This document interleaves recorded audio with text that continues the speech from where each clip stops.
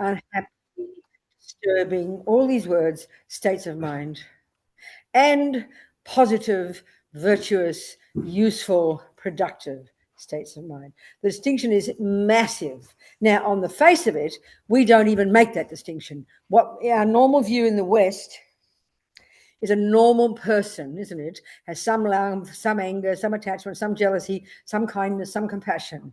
Hopefully, we kind of hope more than positive. We know that.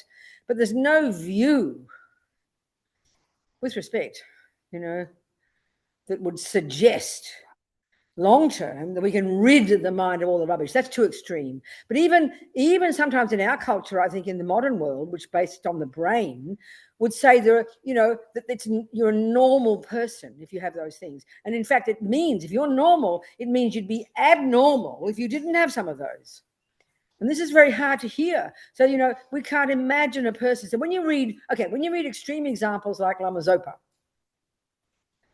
when I had to write the eulogy, the obituary of Lama Zopa when he died, they asked me to write it.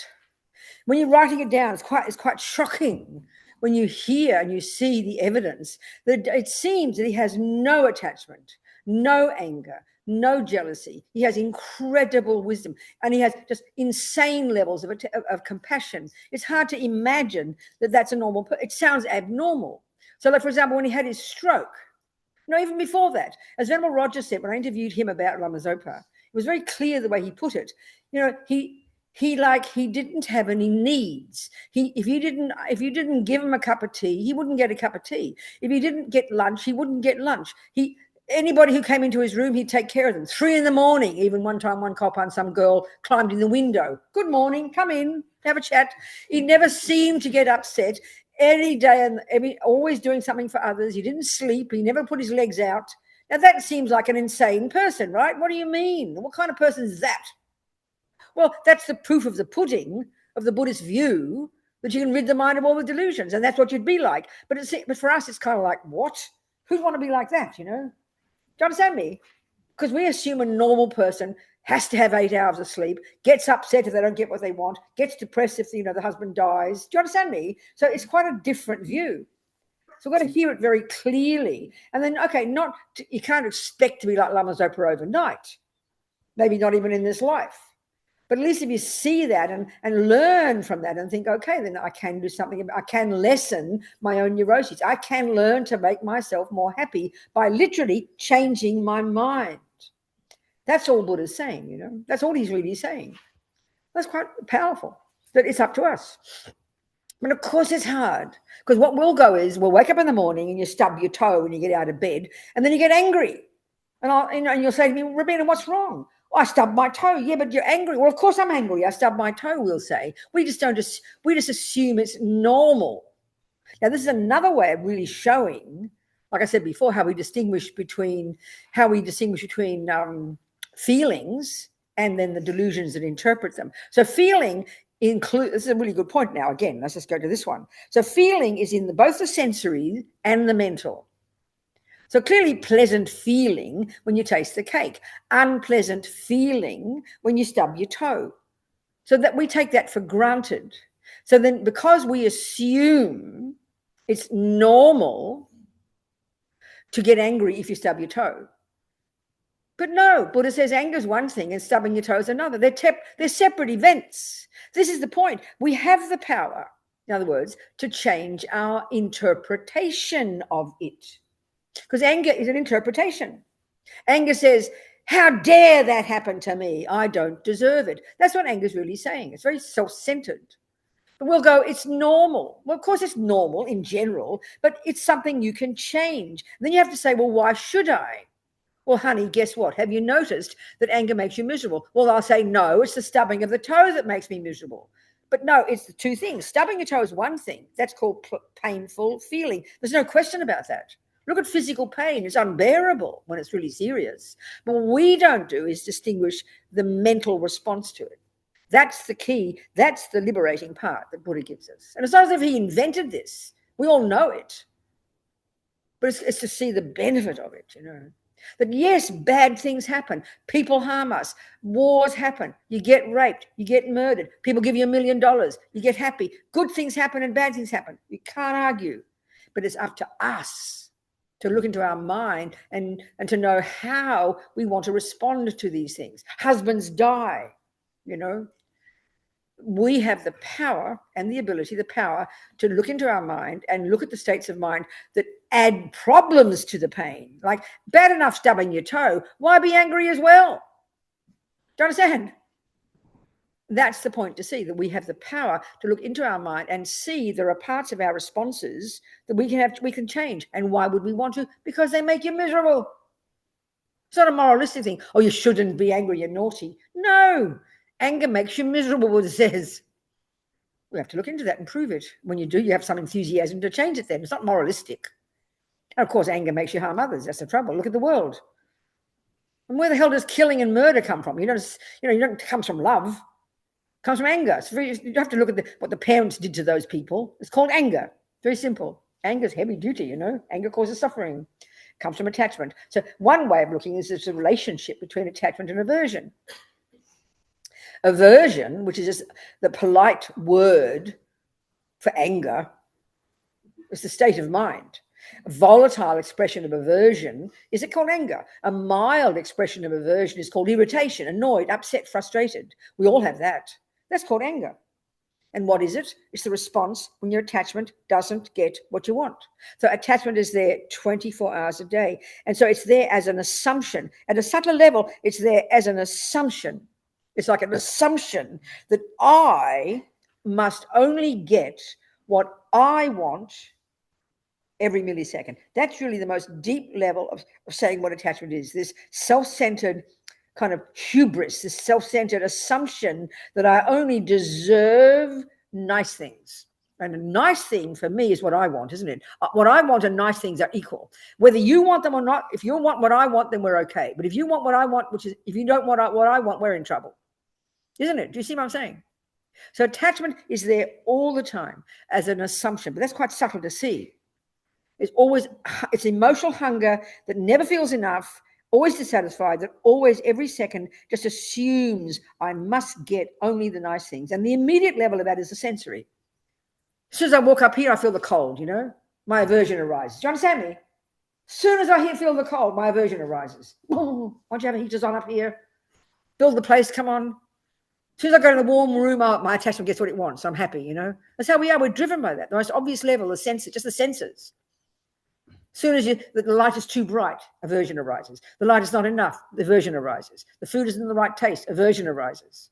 Because attachment is there. You wouldn't have aversion if you didn't have attachment. That's the point. You would not have aversion. You would not have anger if you didn't have attachment. That's where these two are so integrated. It's kind of surprising. Because in ordinary psychology, we don't talk like this, you know. So aversion or anger is the response when attachment doesn't get what it wants. Attachment is the default. It's just there all the time. Emotional hunger, always wanting something more, always wanting what I want, always wanting the nice feelings. And that drives most of our choices. I mean, it sounds kind of depressing because it sounds so self-centered, but it is, you know. And as long as attachment gets what it wants, that's what we mean by happiness. So if I've got a partner, if Jack does what I want every second, I'll say I'm happy. You know, I expect Jack to say what I want. I expect him to smile at me when he sees me, be nice to me, put the toilet seat down, do what I want, not fart in bed, fart in the kitchen instead, bathroom instead. I mean, you get my point, simple things. So it's every second of the day attachment and aversion are working. They're working. So that's the opportunity to practice. Something as simple as, I always use the example, I go down to breakfast and there's him slurping his coffee again, you know, just the sound of slurping his coffee. I read that those sounds are what make people want to kill each other. Just those very personal sounds, especially the mouth. You understand? It's very powerful. It's very intense, isn't it? So there's an opportunity right there to practice. That second is attachment. I'm not thinking, I want Jack to not slurp his coffee. I'm not thinking that. There's an assumption that I'll have only nice feelings, which means I'll get what I want. Attachment will get what it wants. Pleasant temperature, pleasant sound, everything perfect, you know. Always finding, you know, so if you're always finding fault, that's aversion.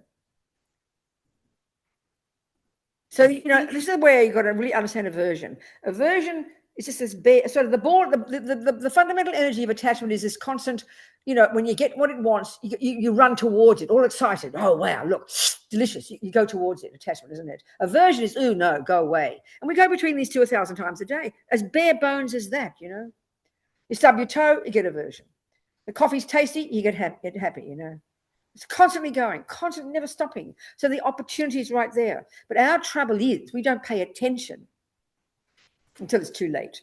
One of the commonest things we say is, I'm in the middle of a fight with Jack. What am I going to do? Well, it's a bit late. It's like saying you're going 120 miles an hour on the motorway and you notice your wheels are falling off. And you go, oh, what'll I do? Well, it's a bit late. And you should have had mechanics and you should have avoided it. So you should start earlier. But our trouble is, and I say this and it sounds like a joke, but it's really true. In our culture, wheels just don't fall off cars, right? Teeth just don't fall out because you have mechanics, you have dentists, you have preventative. But not for our mind. Our culture, for some reason in our culture, you wait till you want to kill your husband before you creep off guiltily to the therapist, isn't it? Because we don't pay attention. We don't pay attention. So don't wait for Jack to nearly kill you before you start thinking, what'll I do? Or before you want to kill him. You check as you come you go into the kitchen and you notice the slurping. Right there is the practice. That second.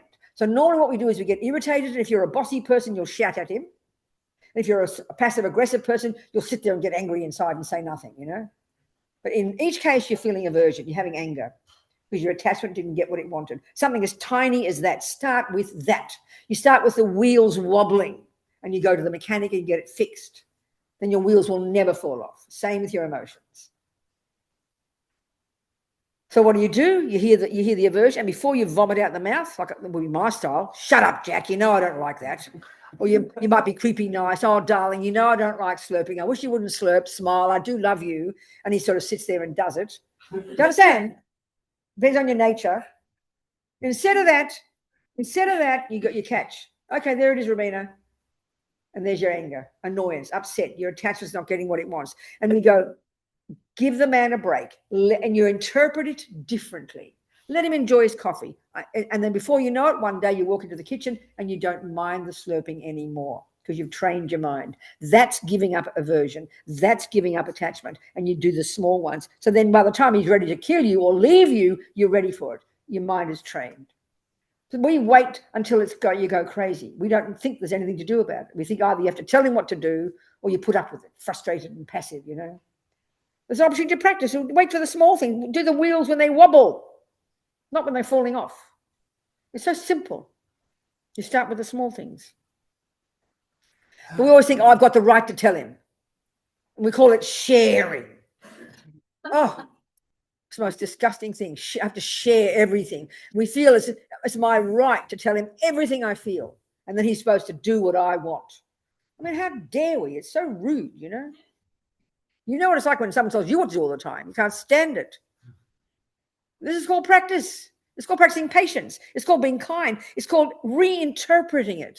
The same with stubbing your toe. There's no point in shouting at the bed. The bed can't change. You stubbed your toe. So what do? You think, well, of course I stubbed my toe. Of course I'm angry. But you've got to realize they're separate events. The slurping the coffee is one thing and my aversion is another. They're separate. They're different. And I have the power over my interpretation. I have the power over the interpretation of a stubbing the toe. The pain is there, but there's no benefit to me to be angry. The bed doesn't mind. So what's the benefit to me? It's because it makes me distressed. It's so simple. So what's the point? I can't change the stub. It already happened. So I change my interpretation. I practice welcoming it. That's really what giving up anger means. You look it in the eye and you welcome it. I look it in the eye, the slurping, I hear it for what it is, and I look it in the eye and I accept it. Sometimes you've got no choice, I had this neighbor when I moved into my new place in New York. And this neighbor downstairs, she was old and had a machine, some kind of breathing machine that would make vibrations. And I'd feel it upstairs in my house, in my room, in certain parts of the house where you'd see, maybe there were a certain way the structure of the house was. And I'd hear this sound. It'd be in the middle of the night. And it was so distressing. The sound was just ugly, And you don't want that ugly sound in your nice, quiet house. Do you understand my point? Something so simple as that. And I couldn't change it. I knew there was no benefit in going down to her and asking her, because she has to breathe, right? So what was I going to do?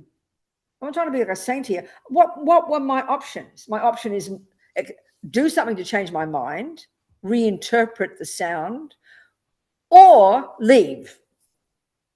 Do you understand? I have no choice. So I thought, well, I'm a Buddhist. Let me try and pretend to be a Buddhist here. So I started to reinterpret it. And I promise you, very soon I began. So what I'd do is in the house normally, in some areas I wouldn't feel it. So I'd make sure I go there. I just couldn't stand that vibration. I'd be meditating, right, at my computer, and I'd hear it, and annoyance would arise, anger would arise, right? Do you understand me? And so that would build up. So then I decided I have to stop resisting it. I had to stop. And that's really what patience is. Patience isn't passive. Patience isn't passive aggression. Patience is welcoming, actually walking towards the problem, not just putting up with it. That's passive. It just builds up internal aversion. But it's literally looking it in the eye and welcoming it. Are you hearing me? That's what patience is. So I practiced, and I promise you, eventually I stopped noticing the sound. Honestly, I was so shocked. It worked. That's what you do with the slurping. That's what you do with the pain in the toe. It's called giving up attachment and aversion, and it's the small level before it gets serious. Are we communicating? We have to know it's possible, because the way you interpret something determines whether you're happy or suffering. That's the point that Buddha's making. And initially, it's too shocking to believe that's true. We say no. Pain is painful. But no, if you're not angry, the pain is not so bad. If you accept the slurping and reinterpret it, because attachment only wants what it wants, and aversion is this panic attack. Basically, all the delusions are based in fear. Basically, anger is just this panic attack when attachment doesn't get what it wants, and that's why it's so traumatic. And it's normal. It's okay when we're little girls; we haven't got much choice. So someone abuses you, you haven't got much choice. Depending on your personality, you're going to have fear and panic and drama. Of course you have. But we can learn. We can learn. This is what really Buddha's saying. You can change your mind. And who's the beneficiary? You. That's the point. It's as simple as that, I tell you. But the most difficult job we'll ever do. Are we communicating, people? Mm-hmm. So, you might say, oh, I'm not an angry person. But you say every day someone says, I'm annoyed, frustrated, upset, irritated. They are mild anger. But we don't notice them. So you quiet people don't notice it. But it's anger. You might never express your anger. You hear the slurping and you have aversion and you just kind of tuck it away, And then it builds up and one day you have a mental breakdown and wonder why. Because it's undealt with. That's what trauma is. Trauma is undealt with aversion. If you have this analysis, even when you're a little girl, you've got attachment, and attachment only wants everything to be nice. It's just natural. So the moment your sister's mean to you, the moment your father's mean to you, the moment your mother shouts at you, your aversion arises and panic, and depending on your personality, you'll scream back or you'll suppress it. That's what trauma is. It's undealt with problems built up over years, And then we're terrified of looking at them. We don't want to know about them. Then you have all these triggers and you have your panic, We've got to learn to look into our mind, see our mind, look at things for what they are. Don't be scared of them. The delusions are rooted in fear. This is what's very fascinating. If you look at the list of the delusions, you study like Low-Rig or something, you're not going to see one called fear, because all the neuroses are rooted in fear. Their character is fear. What do you think anxiety is? It's another polite word for fear. Why? Because anxiety is a function of attachment. Terrified you will get what you don't want. Terrified that you won't get what you do want. That's what attachment is. That's what anxiety is. Worrying all the time about what will come, what won't come. Because attachment always wants to control everything. Do you understand me? So we have to learn. This is every day this is happening. We've got to really be aware of our minds. That's why we've got to work directly on our thoughts, on our mind, as well as do our other practices, which help support that, every day. This is practice. This is practice. This is being your own therapist, as Lama Yeshe puts it, Of course, it's hard work, but if we just ignore it, then it gets very much more difficult. But if you don't ignore it, you'll deal with it when it arises. And when the bad stuff comes, you're ready for it, And your wheels won't ever fall off. You'll be able to deal with them. This is day-to-day practice. This is day-to-day practice. This is day-to-day being a Buddhist.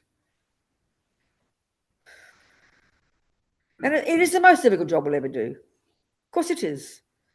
We'd rather not change our mind. We'd rather think everything else should change, not me, isn't it? That's our trouble. Or we say, oh, yeah, I'm attached. But we don't even know what it is. We don't even look at it deeply. That's why Lama Yeshe says he's not joking. He can tell you about it for one whole year. You'll never begin to understand it until you look deeply, because there's levels of it. There's levels and levels and levels. So even this one of always the attachment being an assumption to always get what I want, that's quite subtle.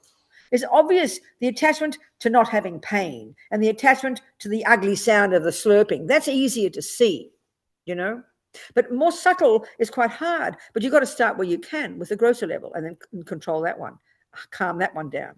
And it doesn't just come from watching your breath. It doesn't just come from sitting quietly in your meditation. That's a starting point.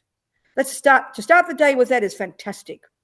To steady your mind, But what that gives you is the skill when you are in the kitchen and you do notice the slurping. Whereas once before you started to meditate, you'd be blurting it out the mouth before you even know it. But now, because you're practicing controlling your mind in meditation, it gives you some awareness of what is happening in your mind before it gets out the mouth, And even this is the hardest level. I see it among good people, all being Buddhists, living together, blah, blah. We can't control our mouth. In our world, we don't sort of divide ourselves into body, speech, and mind. It seems obvious we've got body, speech, and mind. But this is a big deal in Buddhism. We've got body and speech and then mind. Well, body and speech is the first level.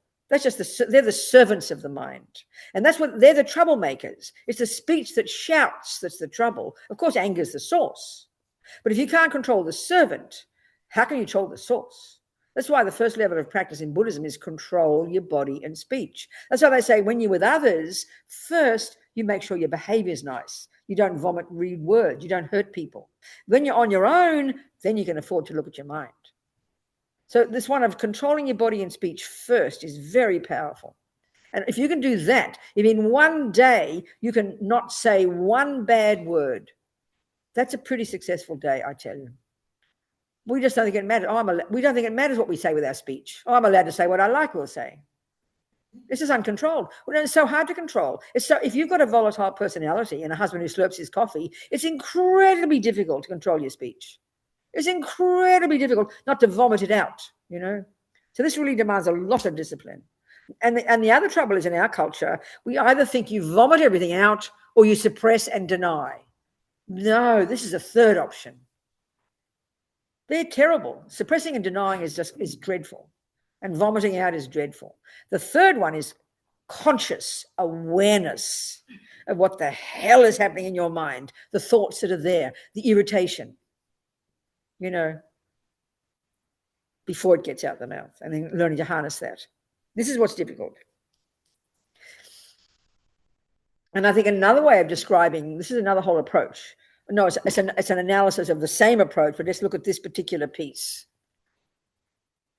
When we think of anger, we think of emotion, isn't it? Feelings, emotions. It's strong, it's vibrant, the body feels it. We say the body feels it. And this is, I think, our problem in our culture, because we don't have the habit of having a practice, let's say that Lord Buddha says, to start having a meditation in the morning to harness your mind.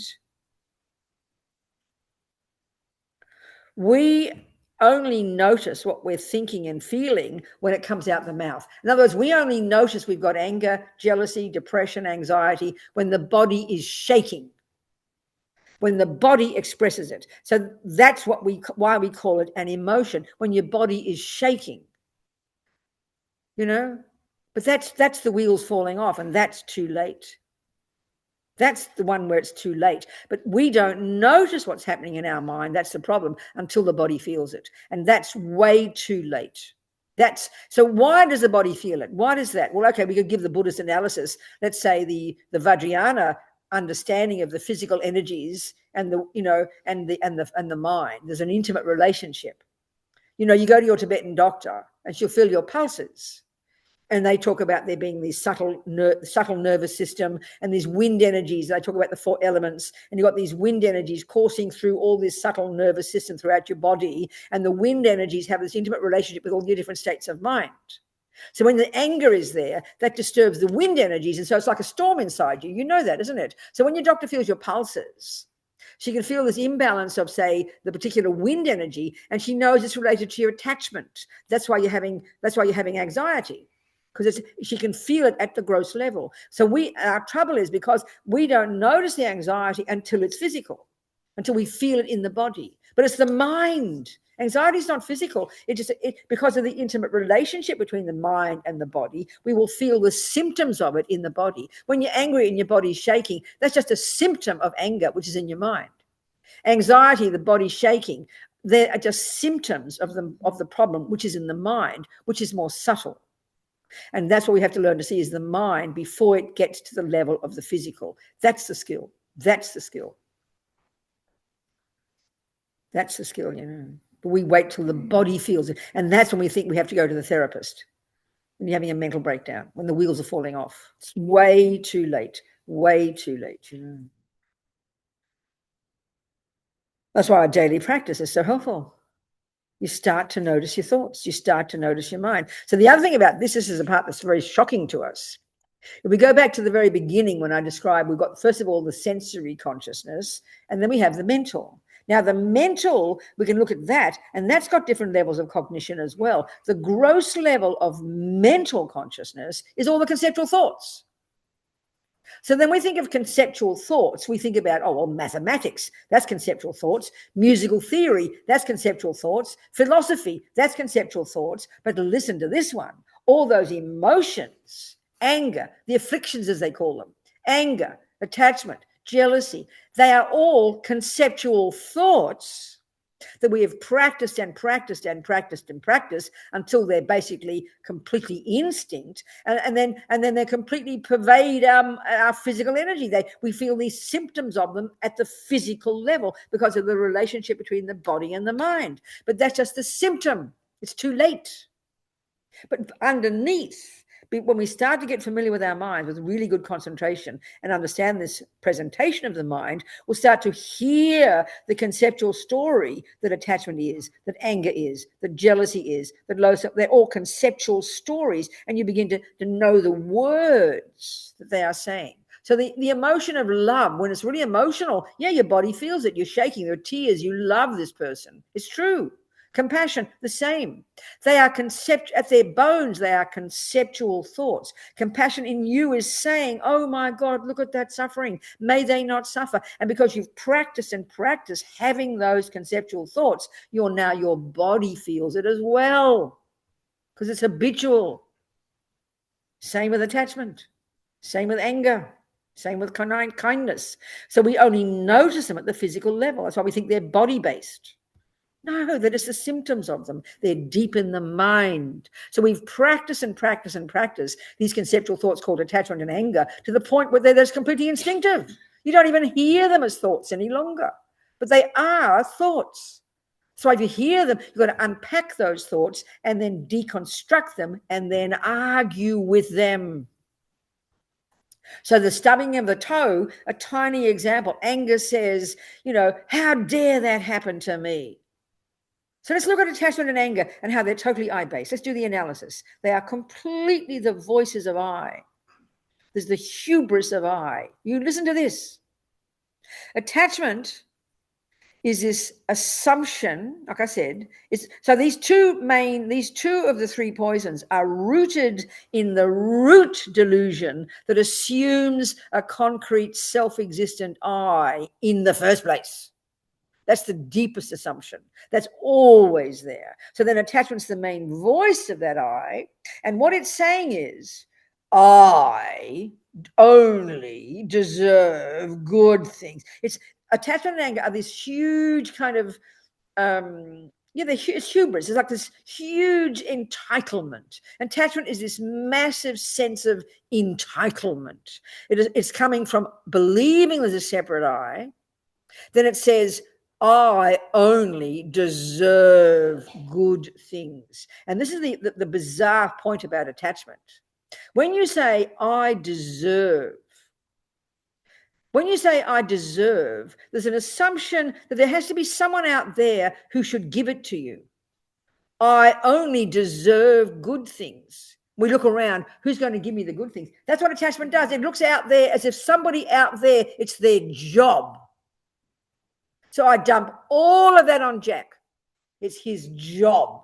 I have this feeling I deserve happiness. And I decided that Jack is the person who is supposed to give it to me. This is how we are. It's very shocking if you think about it. It's totally self-centered. It's self-pity. It's hubris. It's entitlement. It's painful.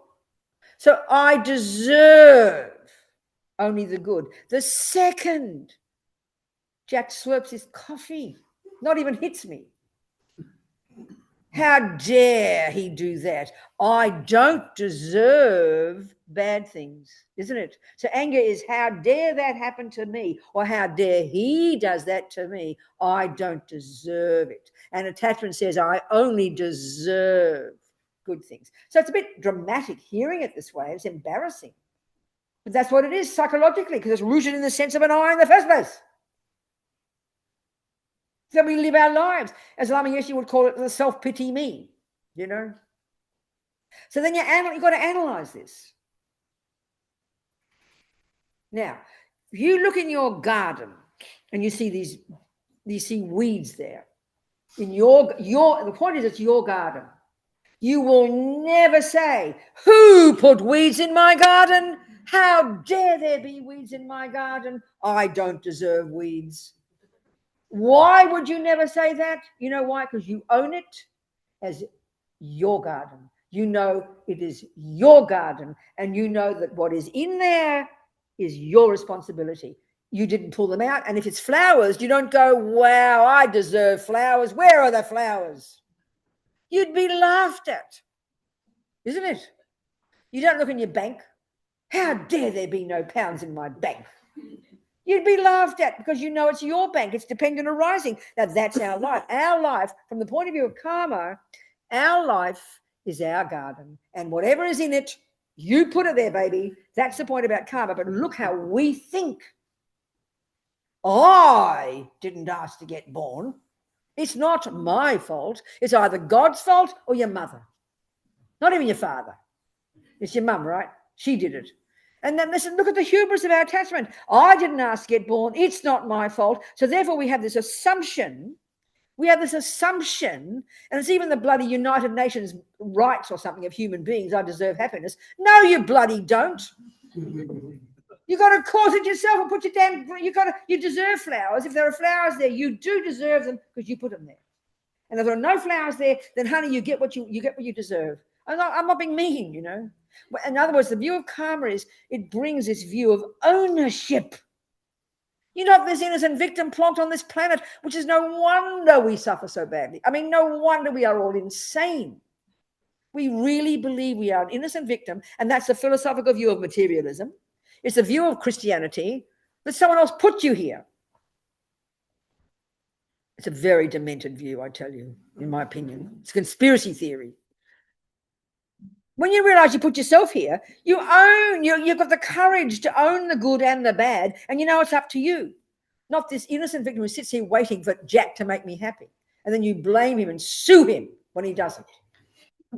This is attachment and anger, people. Do we recognize? So they're the symptoms of a demented person. Oh, I know I'm extreme, but it's good to be extreme sometimes. So giving up attachment and aversion is becoming your own person. You're taking responsibility. You're learning to own everything in your life. You put it there. That's the view of karma, very simply. You get the mother, the father, everything you deserve. And if it's good, you created it. So you don't ever look in your garden of veggies and eat them up hungrily. Well, I deserve veggies. Give me more. You know, you eat them all up until you're stuffed. Then you wonder why there's no more. No, you'd never do that when you realize that they're your veggies. You'll never forget the hard work you did to make those veggies grow. You'll eat veggies happily and enjoy them, and you'll make sure you grow more veggies because you're in charge. But this view of being an innocent victim, which is the philosophical view of materialism with respect to us, It really is. The philosophical view of materialism is that you have nothing to do with who you are. Your parents make you. They give you anger, they give you psychosis, they give you being good at football, and they chuck you out and they say, now it's your job. And your therapist says you should forgive your mother. Don't forgive your mother. If she made you, I mean, I know I sound insane. If she made me, then it's her mistake. I agree with you. I totally agree. But she didn't make you. Buddha says, you got the mother you deserve. You're the father as well, and the rest, good and bad. So this view is profound. It causes you to grow up, stops the hubris of attachment, stops the entitlement. It causes you to take responsibility, and you become a joyful person because you make yourself. You create yourself. Attachment and aversion are terrible. They're this kind of entitlement, this panic. This is the point about the delusions. They are all rooted in fear. And why? This sounds so abstract to us, because they believe in things that don't exist. That's why they're fearful. In other words, for so long, you've believed that a £50 note is 500. For so long, your attachment have exaggerated the status of that £50 note, and you even see 2 zeros. So, of course, when you see 500, you get so excited and you have expectation and anticipation of getting £500 worth. So then you go spend it. And what do you think you're going to left with? Bitter disappointment when you only get £50 worth. That's attachment. So attachment exaggerates the power of the cake, exaggerates the power of Jack, exaggerates his status in making you happy, exaggerates his responsibility. So I'll only be disappointed because he can't make me happy. Because I believe in a lie. I'm believing in a lie, so I will only be disappointed. That's dissatisfaction from countless eons, Buddha says, of practicing attachment. It's a misconception. So they're all rooted in fear. That's their nature. And when you realize emptiness and you've cut the root of all this nonsense, as Lama Yeshe says, there is no fear. You are only now joyful. You cannot not be joyful. You cannot have unhappiness. You cannot have it. Impossible. This is logical. This is like scientific, not mystical, not religious. The nature of mind in its pure state, which means unencumbered by delusion, is to be joyful. That's why this one called feeling, pleasant, unpleasant, and neutral feelings. Feeling is neither negative nor positive. It's just a state of mind. So when delusions are there, that causes unhappy feelings. When you quit delusions, all unhappy feelings have gone. And what is left is only happy feelings. Happy feelings are our natural state. Joy, bliss. Especially it's described in Tantra, It's the nature of a person's mind. So when your mind is, the degree that your mind is unencumbered by neuroses is the degree to which you are happy. And the degree of the presence of delusions in your mind is the extent of your unhappiness. This is the logic of Buddha's analysis, of the mind. The mind, this non-physical capacity for cognition, which is yours. So we better become familiar with it. We better learn to know it intimately and know we can change it. We can mold our mind, as Lama Zopa says, into any shape we like. That's marvelous. It's up to us, It's hard work, of course it is. And it's a long-term job, no question, but it's doable. And everything else we do in Buddhism supports this job. That's really the point about all the other practices we do, like mindfulness and visualizations and mantras and prostrations. They are like practices that support, that enable you, that kind of that enable your mind to do the actual job.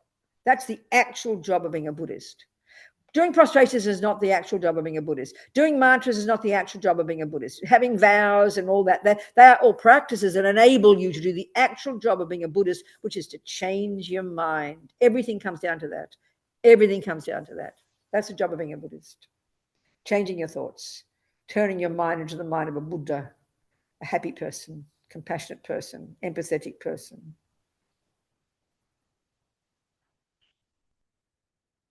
This is Buddhist analysis, okay? Take it or leave it. I don't mind. I'm just telling you. I think it's delicious. I like it. I like it because it puts me in control. I like being in control. Don't misunderstand me. Do you understand me? I like knowing I can do it. That's very powerful, very tasty, very delicious.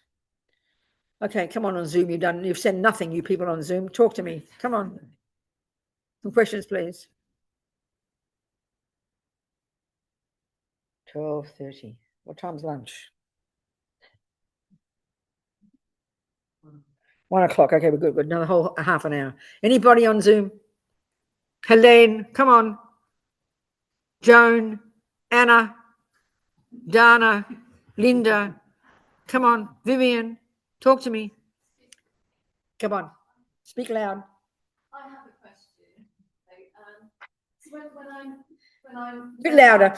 When I'm learning and studying and reflecting on Buddhism, yeah. Previous to Buddhism, I looked at Stoicism and yes. into a lot of Stoicism. Yes.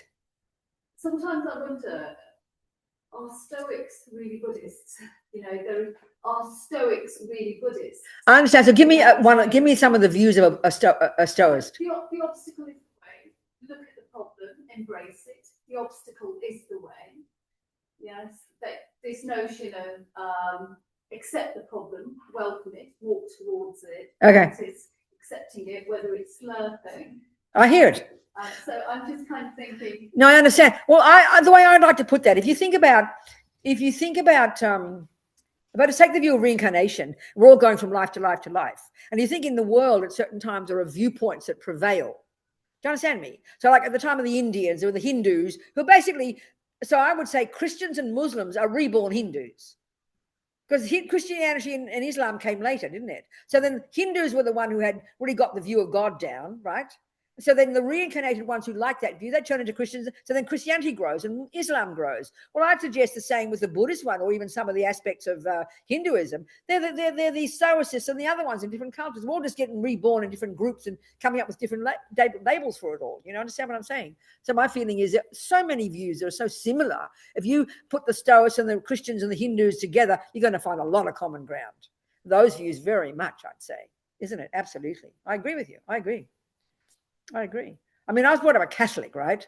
And there's a lot of things that I love as a Catholic, as a little girl, about the devotion and God and everything. That suited me. I didn't have guilt. I didn't care about sin. I loved all the idea of devotion, you know, of devotion and loving God and God being everywhere. And that suits me completely. And that's very similar. I picked that up with the Buddhist view as well. So it's like different things, different approaches. Very similar. So much of it's similar, I'd say. Absolutely. Yeah. Yeah. As a sort of throwaway line, which I got stuck there, you said, you get the mother you deserve. Well, I say it in a purposely wicked way. I mean, again, okay, I use the word purposely deserve. I use it in that heavy way we use it. I never use it myself. And I mean, and even with the view of karma, if you hear the view of karma properly, you'd never think like that. But it's just the heavy way we put things, deserve. It's so punitive, isn't it? How we use that word. You know, and so that's why I'm trying to say, if we analyze the feeling of attachment, it's this kind of sense of entitlement. I only deserve good. My point about deserve is that it assumes it has to come from somewhere else. I'm an innocent victim sitting there waiting for someone to give me happiness. When you say deserve, it means someone else has to give it to you. I think we mean that. When you don't look in that's why you don't look in your garden and say, I deserve flowers, because you know you can grow the flowers. There's no sense of entitlement sitting there waiting for flowers to come. That's what I'm trying to say. So that's where our sense of deserve comes from. It's absurd. It's injured and hurt and miserable and neurotic because we don't think we can do it. We don't even occur to us that we can do it. So if you sat there and really believed that flowers are supposed to come from God or your mother, you'll sit there angry every day. How dare there be no flowers? I deserve. Where's the person supposed to make me happy? That's how we are with attachment. We're walking around like looking for Jacks to make us happy. And then when he doesn't, we're angry. How dare he? Because I don't deserve badness. So I'm using it in a purposeful way. But if you have the view of karma, you don't say, oh, I deserve all those flowers. You don't say, I don't deserve weeds. You own them, and it's a very different feeling. There's a connection with you and it. That's what I'm trying to say with when I say purposely, I get the mother I deserve. We believe now that our mother, this wicked narcissistic mother, who can be wicked, who can be narcissistic, there's a fact. How dare? I mean, the number of books that you read in the West of people who've written about their mothers who are mean. And the feeling, really, the feeling of I don't deserve it is very, very powerful. And of course, if your mother really did make you, if you play no role in that, which is the materialist view, then it's true. You should be outraged that you have a mother, and of course you don't deserve it. But if you have the view of karma, you just don't have that view. You have a completely different view. Even if you do have a mother who's narcissistic and mean, if you have the view of karma and you're working on your own mind, you end up with compassion for your mother. This will be a natural consequence of practice. You've got to go through the motions of it. If you've never heard of karma before, you've got to start forgiving her and all the rest. But when you understand the view of karma, it becomes very experiential, and it enables you to take responsibility for all those weeds. Your mother's a weed, basically, in your ground. You understand my point? You learn to own the weed. You must have not pulled it out. So there's when the ownership comes, then you own the fact that you have a mother who's mean to you, a father who's mean to you, but you also own the good mother. Do you understand what I'm saying? It's sort of more, it's like a subtle thing. It's a very different feeling emotionally, applying this view of karma and applying this Buddhist view of the mind. You with me? Yeah, I wondered if when you said it, you meant that if you had a difficult mother, you were reaping the consequences. I can't hear you. Say it again. I wondered if you meant that if you felt you had a difficult mother, you felt you were reaping the consequences of your behavior in previous life. Oh no, that's how you would be with karma. And so in that sense, yeah, so that's what I meant, really. In that sense, you do know that you created the cause to have those weeds in your ground. You created the cause to have that mother. Yeah, exactly. In that sense, and I used it purposely as heavy. I get the mother I deserve. Yeah, but what I'm getting at is you would never say it that way. I'm using that purposely in the heavy way we say it. But that, of course, is what I meant. Of course it is. Exactly that. Exactly. But then you'd be more benign about it. I always remember, that's why I use the example of these two Tibetan nuns. Always use this example. In 2003, when I was in San Francisco, and then Richard Gere, and I was running the prison project, okay, working with these people in prison. And then Richard Gere, as you know, as a Buddhist, he invited the Dalai Lama to New York, and he decided he'd work with people. He invited 20 former prisoners, all of whom had done some kind of meditation in prison, right? And he wanted to meet the Dalai Lama and have a talk and blah, blah. So it was and he invited some people like me who were working with people in prison. It was a lovely day, a lovely meeting. And he also invited 2 young Tibetan nuns who'd been imprisoned in Tibet and tortured and sexually abused in prison. So it was interesting and this is why for me this is a good example of what I was saying. There they are, these women. And I think we've got to realize this, that the view of karma, which is completely in the bones of their being. Buddha's been in India, in Tibet since like 700. So it's like 1,200 years, 1,300 years has been in the bones of their being. In the same way, if we really look at the way that the view of the scientific, neuroscientific view, you know, is completely integrated into every aspect of our life in the West, isn't it? It's so integrated. It's totally a given. Like as if, you know, in a Muslim country where there's only Islam, the view is it permeates every aspect of life. I'm not criticizing good or bad. This is how it is. So in the Western view, the modern view, the view is assumed in all of psychology, in science, in education, in everything, that you are made by your mother and father, that your mind is the brain. And then all the analysis we give are based upon that one, of course. And it's so integrated, we don't notice it. So with these Tibetans, the view of karma is completely in the bones of their being since they're born. And of course, it's been in India since, 3,000 years or something, coming from these Indian yogis who observed. So basically the view of karma is your mind is not physical. It is not the handiwork of a creator. It's not the handiwork of your mummy or daddy. Your consciousness goes back and back and back.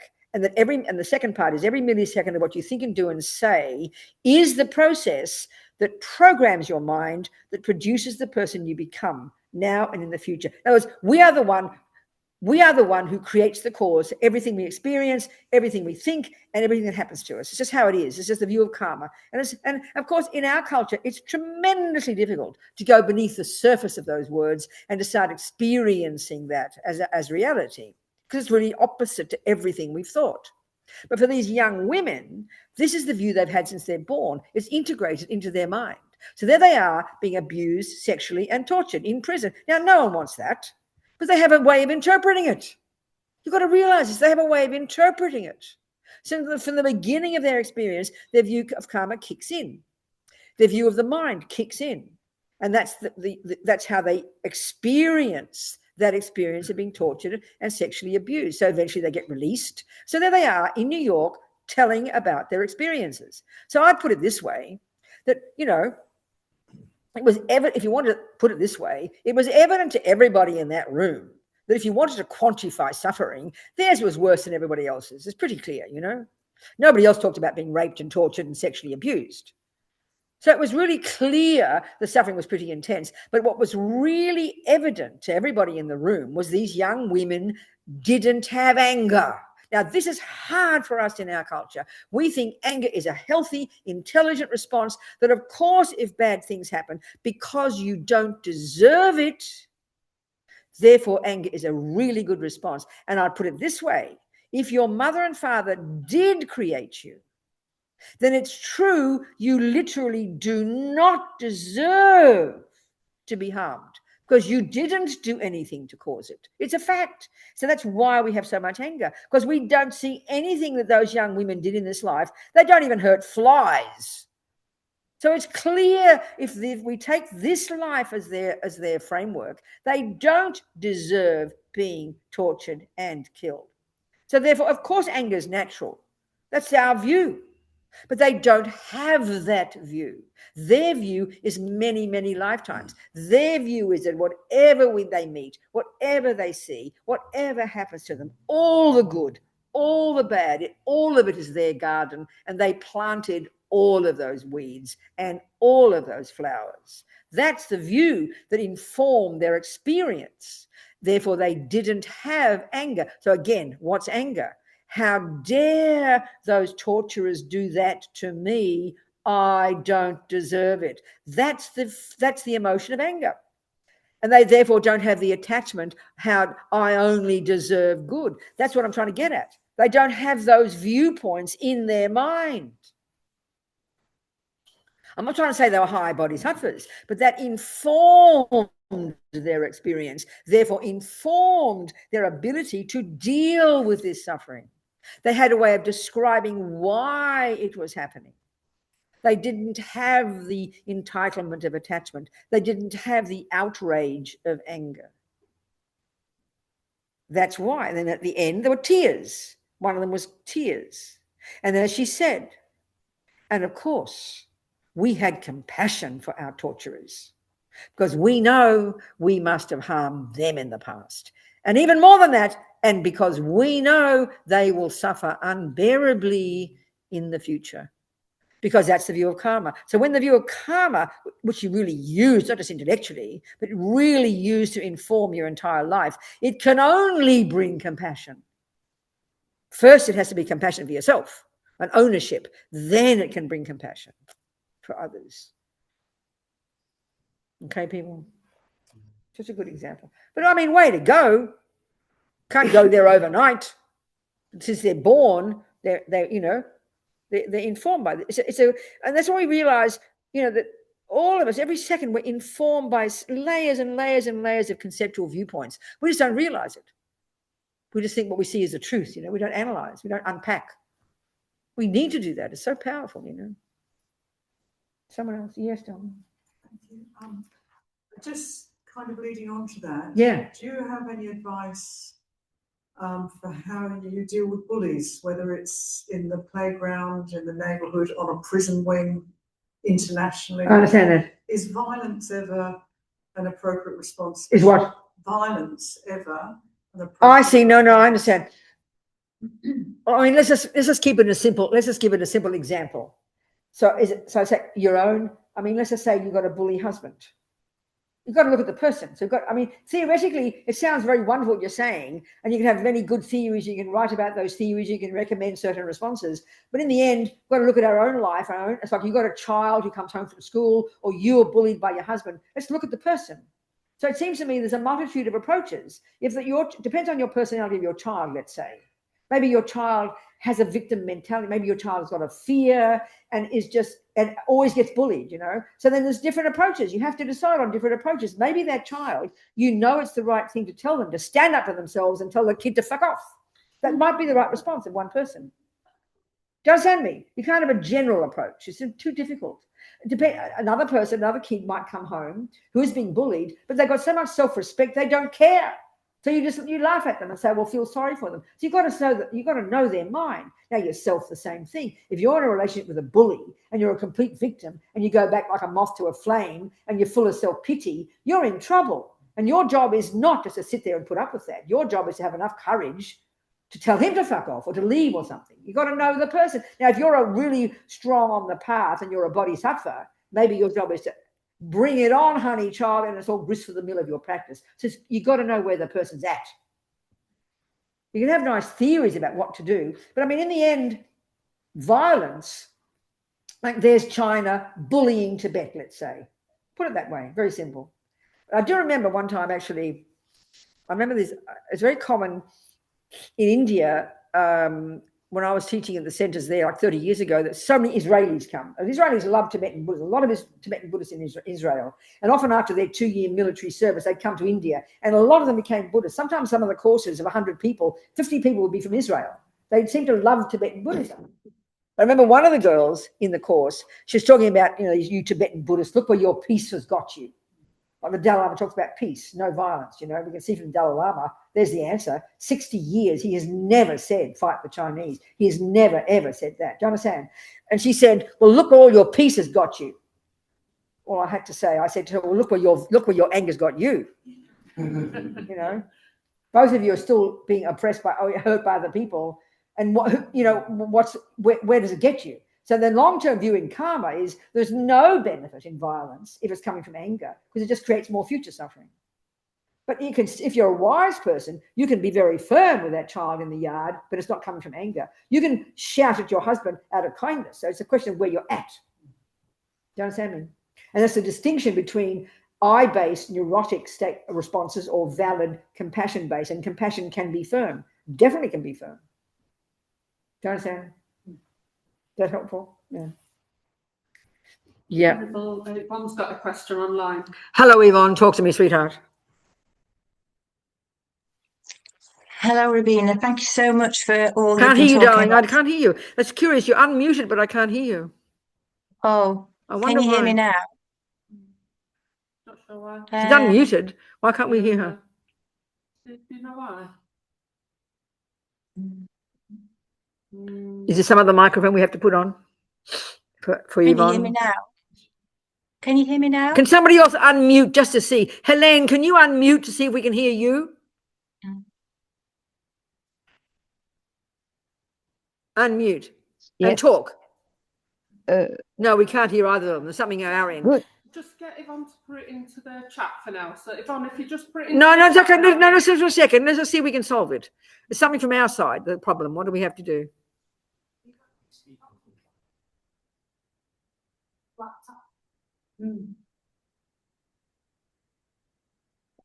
Does anybody know the answer?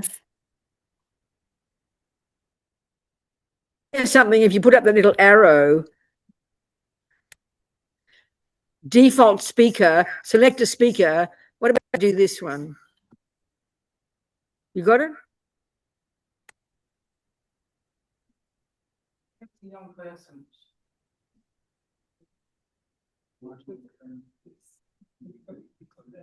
Front mic.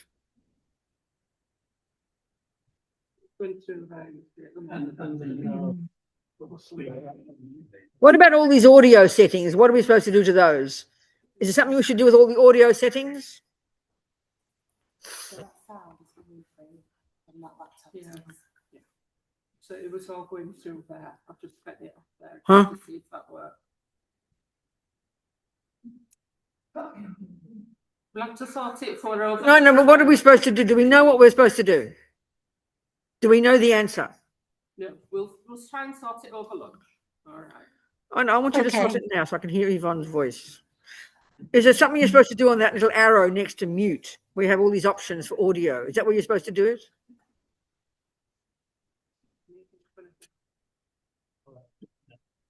No, let's sort it over lunch. No, darling, please. No, we want to sort it now. Is there something you're supposed to do on that little arrow where it says audio? Where you put, can you please answer me? See the arrow next to audio, mute. You click on that arrow, there's all those options. There's something there you're supposed to, but I'm asking that. I'm asking that. That's not the answer. Okay. Talk again, Yvonne, try.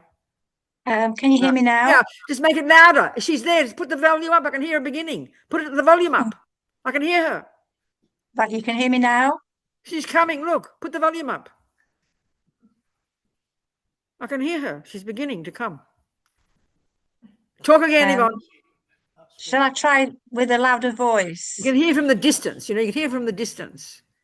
Mm-hmm. Can you not put some volume up somewhere?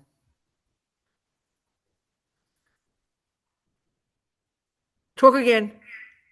Can you hear me now? Beginning, I can hear in hers, but not mine. So let's speak loudly, Yvonne. I'll try and hear you. Come on. Okay. You were talking about the nuns who were tortured. Yeah? No, you sure you can't fix it? You sure you don't know where to make it louder? Just a minute, wait. We're nearly there, Yvonne. Can you sure you can't fix it? Can you sure you can't fix it? Just turn something up to make it the volume. Huh?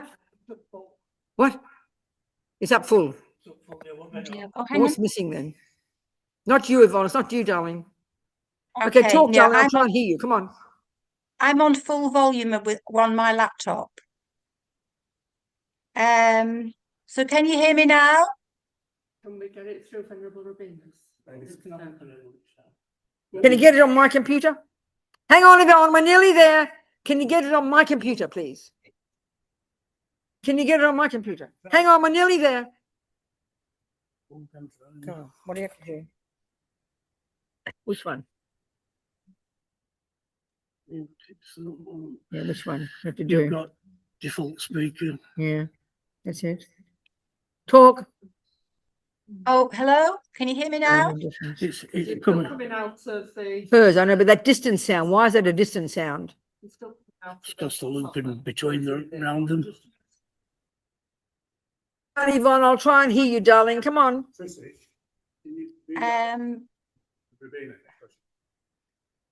What? Let's move this laptop over to Venerable if we can. But it's all plugged in, you see. No, don't worry. Leave it. I'll manage. You just have to say it to me. Repeat what she's saying. Speak, Yvonne. Okay, so the nuns who were tortured, you were talking about the nuns? Yeah? Yep, I hear you. Yep. Okay, so and they felt they were able to feel a sense of compassion for I just find it must be incredibly almost superhuman not to feel that it's a sense of punishment, that it's your negative karma working through. But for some things like that, victims and things, I think, how can you transcend that feeling of you've been punished? It's your bad karma. I heard most of what you said except the last sentence. It seems like a punishment, and seems superhuman when you think about the nuns. So hang on. So what you're saying, Yvonne, is that you're thinking that being harmed by other people, if you interpret it as karma, you're thinking that it sounds like the nuns are being punished. Is that what you're saying, Yvonne? Unmute, darling. Unmute, Yvonne. Unmute. Unmute. Okay. Say the punishment part. Yeah, it's more that they understand that it's their bad karma that they're working through, that somehow that they've received this as part of their previous lives, and so for them it's their bad karma working through. But I think it must be really hard for you to experience suffering from somebody else in that way and just know that was going to happen to you. You know, I just, understand. I hear your point, Yvonne. I hear your point yeah, exactly. So let's look thank at that. you. I hear you, darling. So obviously Thank for us, I hear you. So listen, obviously, turn it off. Yeah. Obviously for us, coming in a world, you know, like you and me have been brought up in a world either of the materialist view that says your mother and father make you and that you basically have no role in it, or second, that God has created you, isn't it? They're the two options. Would you agree, Yvonne? Yeah. I can't, she's Yes. disappeared on my screen. Yes, so we've got these two options, haven't we? So then obviously if we've got those two views, to hear the view of karma is very shocking. And so without the view of karma, if someone harms you, it feels like then you hear that you created the cause. Our first response would be, oh, I must have been a bad person. I deserve this. And then we have all this self-hate. So that's natural because we got a very different view underpinning it. But if you've got the view of karma and you're brought up with that view since you're a little girl, and it cultivates and it makes you very aware of yourself, and you don't want to harm others because you don't want your own suffering. And then when other people harm others, you understand why they're doing it. So then you grow that view in your life. They've been spending their life, the little life of 25 years, they've had that view. They've practiced that view all their life. So it wouldn't be that difficult for them. Now, for us, not having that view, it would take a lot more effort. Of course it would. Do you understand me? Yeah. But they've had that Yes. view since they're tiny, and they've practiced that every day. When their sister was mean to them, they were able to practice the view of karma. When all the little things happened, they were able to just to apply the view of karma. And so then they were ready for this. Of course, it was hard work, but it was part of their whole view that they had in their life. Do you understand? But for us, having the view of creator or having the view of innocent, you know, your mother making you and having nothing to do with it, that takes more time. Of course it's difficult. Of course it's difficult. But it comes from a very powerful place inside them, you know. It doesn't come from being a victim at all. Do you understand? I do. And Speak so I louder, guess, darling. oh, I do understand now. Thank you. And I guess it helps them transcend any feeling of it being having been done to them. Whereas we are just as common beings, I would feel upset by that, but they've been able to transcend that feeling. That's right. I mean, it takes a lot of inner work to have that view. So they're able to have compassion, you know. Yeah. Thank you. So very interesting. Another time I remember, if you're a Christian, if you're a very devoted Christian, the view you would have would be that God has a plan, God knows what he's doing, and you'd have love for everybody, and you'd know that God is in everyone. So I remember hearing about one girl, a teenager girl, who was raped and murdered. And then the mother of the girl met the boy in prison who did it to her daughter. And the boy who killed the girl told the mother that after he'd raped this girl and he was about to kill her, the girl looked him in the eye and said, I forgive you. And God does too. So she had the view of God. She had the view of Christianity. So whatever view you have, and she was able to even have compassion at that point and forgive him. So it's so much is based upon the viewpoint we have, you know. So she had that view of God. It's very powerful. Do you understand? Yes, I do. Thank you so much. All right, darling. Thank you. Thank you. Thanks, Yvonne. Okay. The bigger point I'm really making is that we don't realize, we just sort of live our lives, we take for granted what we think. We don't think we've got a viewpoint in there. Everyone's got, if you wrote down everything you think, you'd write an entire book. You'd have a philosophy called Robinaism. Do you understand me? You'd have everything you think is based on a series of assumptions. But we don't ever look into our minds. We're just so ignorant. We just plod along, accepting what we think and feel. We've got to unpack and unravel all of it, you know. So important. And then look at what we think. And this is the Buddhist view, is it based on reality? It's up to us to find out, you know. Wow. I mean, there's so many examples you have of people suffering terribly. I remember one girl who'd been kidnapped by some radical terrorists and raped every day for like weeks and weeks and weeks. And then she was interviewed afterwards, and she was astonishing. She wasn't a Christian. She wasn't a Buddhist, but she had this ability to work on her own mind and have compassion for this man raping her every single day. So you could see that she was a really healthy person, intellectually, emotionally, because she found a method to work on her mind, you know. Then I use the example of my friend Sonny in prison, who was, you know, in the 70s, hitching through in Florida with a husband, like she was a hippie, with hippie kids, hippie husband, got picked up by two guys. The guys got stopped by the police. The two guys killed the police and blamed the hippie, so they're on death row. She was there for 17 years. She was not religious, had no view of karma, no view of God. She was in a cell on her own, 23 hours a day, with a Bible. Husband got executed. She went to the execution. His head burst into flames. Her two kids had been given to her parents. When the parents got killed in an accident, she lost the kids, lost her parents, lost the husband, and she's in a cell every day, innocent. Well, that's the recipe for complete insanity, right? I mean, the number of people in prison falsely accused I've met and heard about, you go completely mad. She had no view of karma, no view of God, no view. She just decided, I would say she had this emotional intelligence. She wrote a memoir, you know, and I met her later. She died now. She was just this regular person, but had this incredible, I would say, emotional intelligence that she said, she knew that she couldn't, she said, I realized I couldn't change anything, but they couldn't take my mind from me. So I decided, I'm not a prisoner, I'm a monk. I'm not in a cell, I'm in a cave. So she literally began to find methods that she developed herself to work on her mind.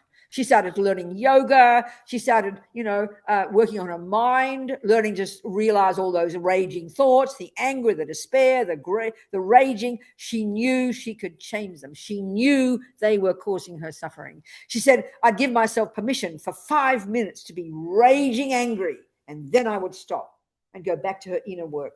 Now, that's incredible. So then she continued to work on her mind, became more helpful. She never talked about compassion much. She was just very content. But the interesting point was because she didn't lose her wits. She didn't go crazy. She kept her sanity. So she continued working on her freedom, and she got out eventually. Then she spent years and years in Ireland, helping other people out of prison, teaching yoga, and she was this little happy old lady. I met so many people who have come out of prison who have had trauma, and you can feel it dripping out of them.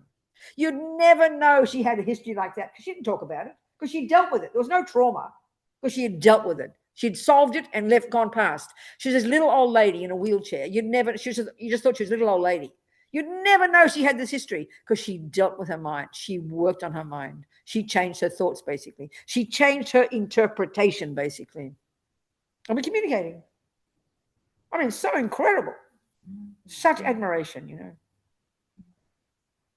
She's not a Buddhist. She never talked about God. She didn't talk about karma. Very fascinating human beings. So all Buddha's saying is that. She was a Buddhist, actually, but she didn't use those words, All I'm saying is Buddha has that view that you can change your mind, and that what goes on in your mind is the source of your happiness and suffering. I mean, it's outrageous, but she's the proof, That's why I love her as an example. She's a regular person, who discovered this herself. It's very powerful. 1:06, time for lunch. Okay, people, we're going to have lunch now. So I hope you do something, enjoy. We're going to have lunch downstairs. Tanya has cooked us lunch. We're going to eat our lunch in this nice cafe in the centre at Leeds. What's it called? Yak's what? The Happy Yak. The Happy Yak. Okay, we're going to eat at the Happy Yak, okay? Thank you, people. See you, darlings. See you, people. Enjoy your lunch. So think of your lunch differently. Try to reinterpret everything. So think of your lunch as the product of other people's hard work. Don't see it through the lenses of attachment, which is greedy me deserving nice food. It's the hard work. Tanya, her people, the people outside, the animals that got killed, the people who drove the food. Think of all these people who did the food. That's just an attitude. It's a viewpoint to interpret your food. Then you think, wow, amazing, how kind. I'm going to enjoy this food. Straight away, different, All right? Okay, thank you.